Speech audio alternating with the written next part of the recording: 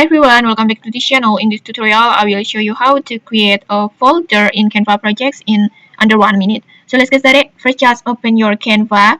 You can open on the app like this or the website. And then next, just click on the projects, this one. And then after that, just click on the add new icon or plus button like this at the right side. This one, just click on it. And then next, just click on new folder. And then after that, just give the name to your folder, for example like this. And when you're done, just tap on continue like this, and like this your folder is ready.